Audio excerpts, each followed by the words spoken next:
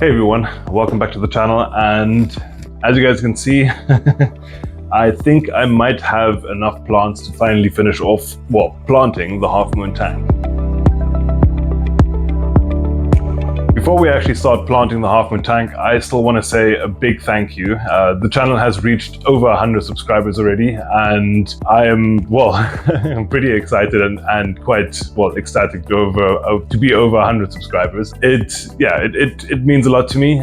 Thank you again to every single one of you guys. I was planning to do something of 100, well, subscribers special, but unfortunately I missed that mark. So I would kind of say to technically celebrate, to be over 100 subscribers, let's actually plant the half moon tank finally. It's been weeks now since, well, more than a few weeks since I actually set up the half moon tank. If you guys want to see the video, I'll put a link up to the description here where I, well, scaped the half moon tank with all the hardscape, set up the substrate and all of that. If you guys want to, up there's the link, check it out. Before we actually get all the plants out of the pot, there are a few things that I do need to obviously do. One of the main and obvious reasons is obviously to drain the half moon tank. I do need to clean the glass a little bit. I've had the light running for, well, a week or two now, somewhere around there. So there's a bit of spot algae on the glass. I want to get that, well, I want to clean that. I need to address the filter.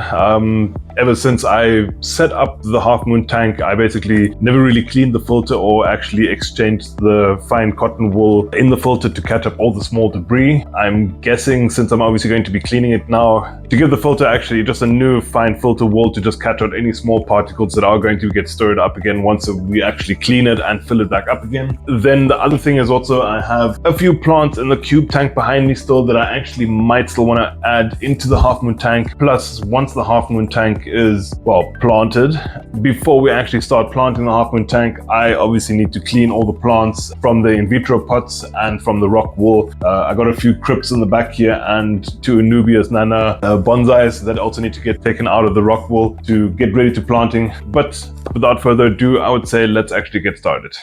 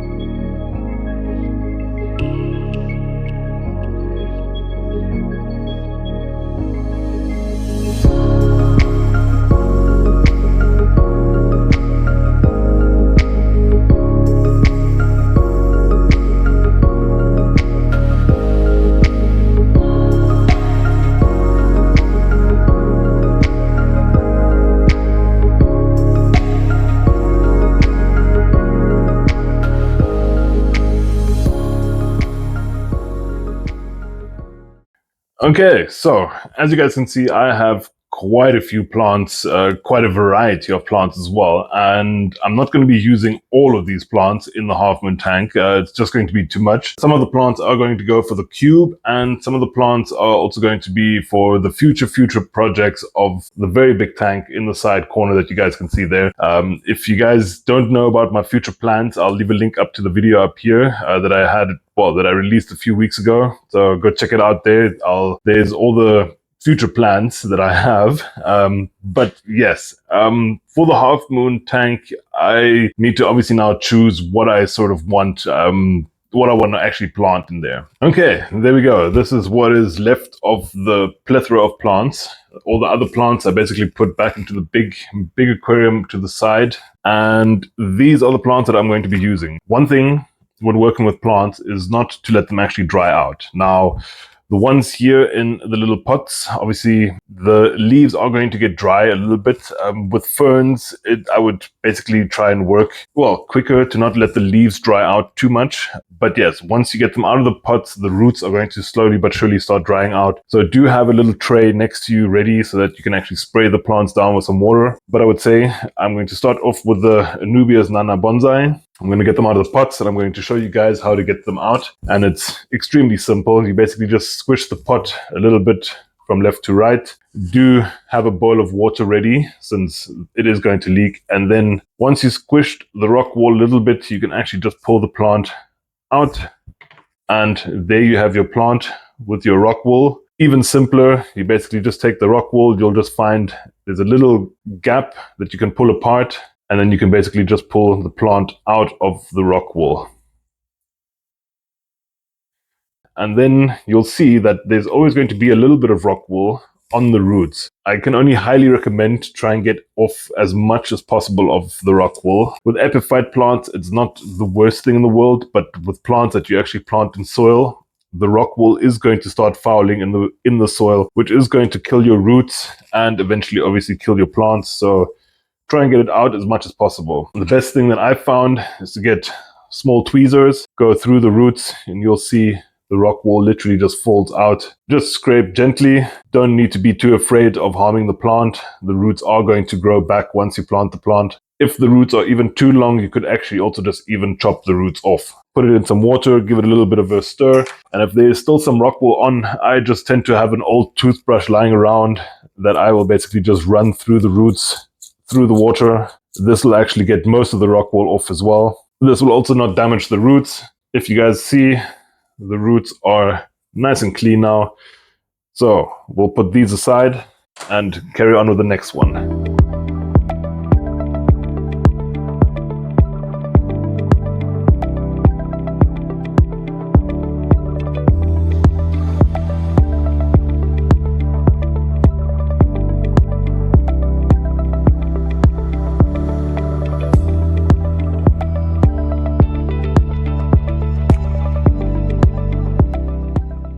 Okay, now that we have our Anubias and our ferns out of the rock wool pots, let's start diving into the in vitro pots. Now I have two in vitro pots here of Bucephalandra needleleaf and Anubias bateri-nana. These I actually used in a different project, and I actually basically just had them in the cube for a long period of time, but I took them out, just put them into their old pots with a little bit of water so that they don't dry out. I'm going to start with the Anubias bateri-nana, the other pot, and I'm going to show you guys that this actually comes in a gel. And very simple, you just take the lid off, pop the pot out, and inside you'll see that there's a little bit of gel liquid that basically sustain the plant with nutrients. As you guys can see, very, very simple to get off. Rinse it in water, rinse it around, and it'll basically all just loosen from the roots. I can only advise as well just to get as much of the gel off the roots as possible, since the gel is also going to release quite a bit of nutrients into the water column, and this can lead to algae blooms, but it rinses off extremely quickly. And basically that's it for the gel pots. In the other in vitro pot style is the liquid nutrient form. Honestly, this is actually the most easiest of them all. Basically, you just pour out the liquid, take out the plant, give the plant a little bit of a rinse in the water, and that's it. The plant is ready to be planted, which is absolutely just, yes, the most easiest possible way to grow plants, get plants clean, and to get plants planted. And I absolutely love this method. So yeah, this is some Bucephalandra pygmea. So a little bit of a different boost. Literally just take the plant out, pour the liquid out, give it a little bit of a rinse, and that's it. And you can basically start planting. Some of the other plants here, they are all, as you guys can see, quite root bound in the gel. Again, just take the plant out, wash the gel off. You can basically start planting. I'm going to get all the plants out of the little pots, out of the gels, and I would say you can then get ready to plant.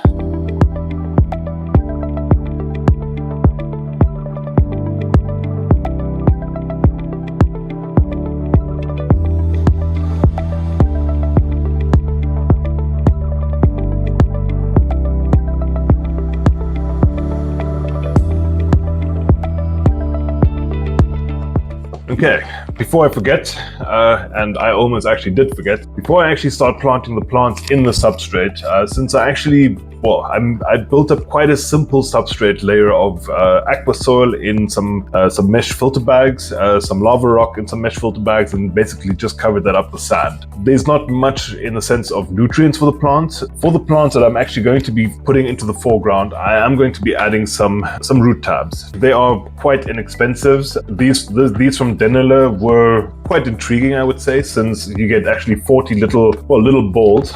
I'm going to be putting some root tabs just for the plants that are going to go into the substrate layer. I'm going to start putting in these, and then we can start planting.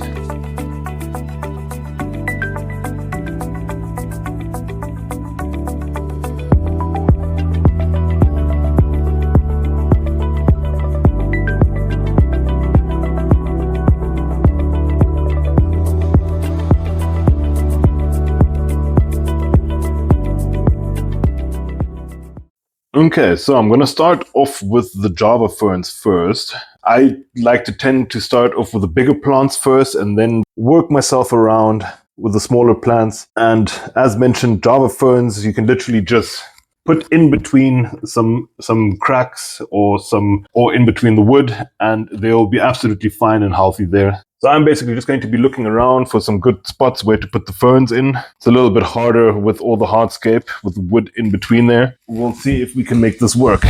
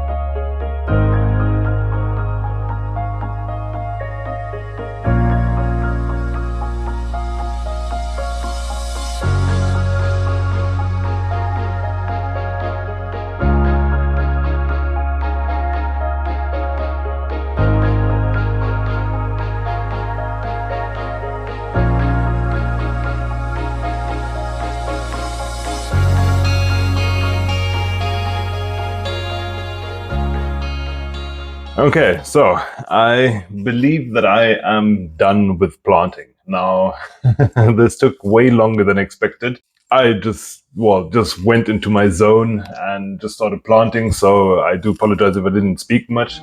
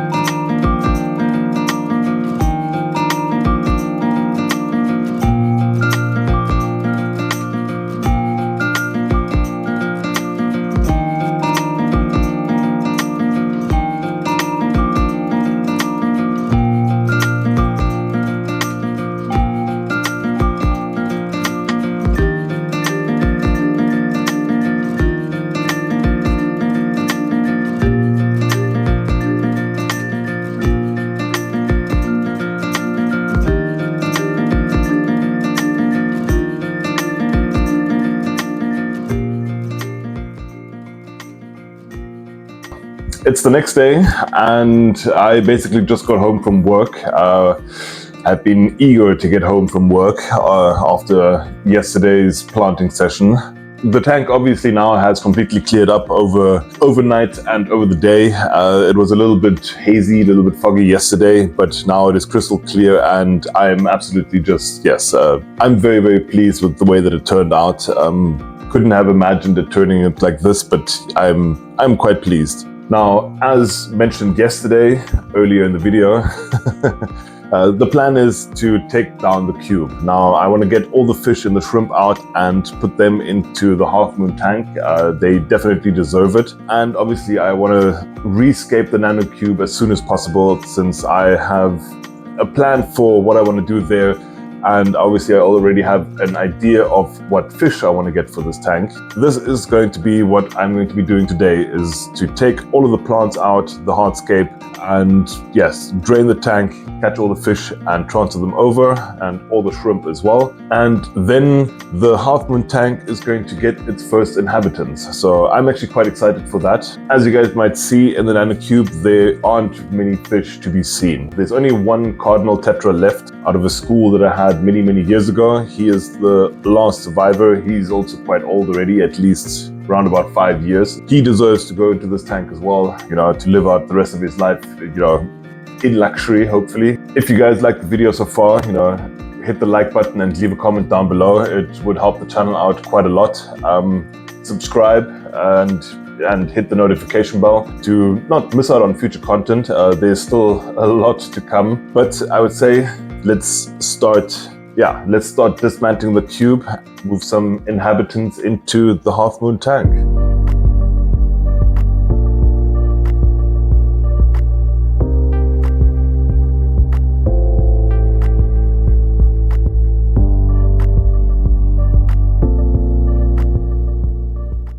Okay, I got the bamboo plants out of the tank. I got the filter, the inner filter out. I got the heater out. Basically just time to drain the water. I already took out 2 snails. I got them in the little bucket behind me. 3 snails actually already. Time to drain the water and get the rest of the hardscape and the rest of the filter pod out, and then we can start getting all the fish together. This should be easy, famous last words. So let's continue and get all the little fish.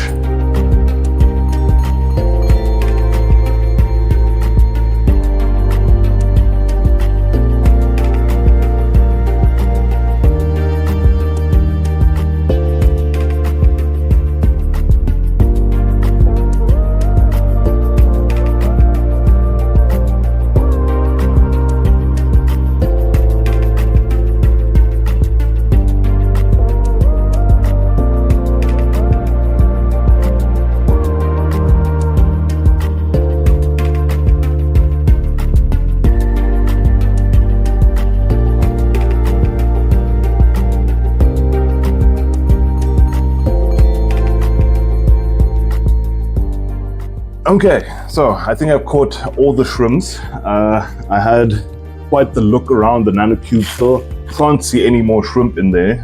There were quite a few babies in there. I'm quite surprised about that, and actually quite happy about that as well. I've got five nearite snails actually as well. One adult and four, well, smaller nearite snails in the cup here. The fish are still in the tank. I'm going to put them in separately and yeah, catch the fish just now and basically just pop them over with the net. The filter on this tank, on the Half Moon tank, is fully cycled. It's been running for the last, well, 5 years roughly now. I would say, before I speak too much, get the shrimp and the nearite snails into their new home. Here we go, first inhabitants of the Half Moon tank. I hope that I'm not going to spill any water.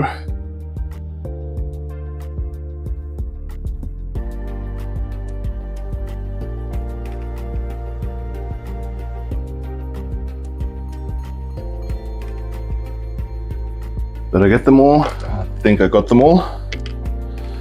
Two snails still.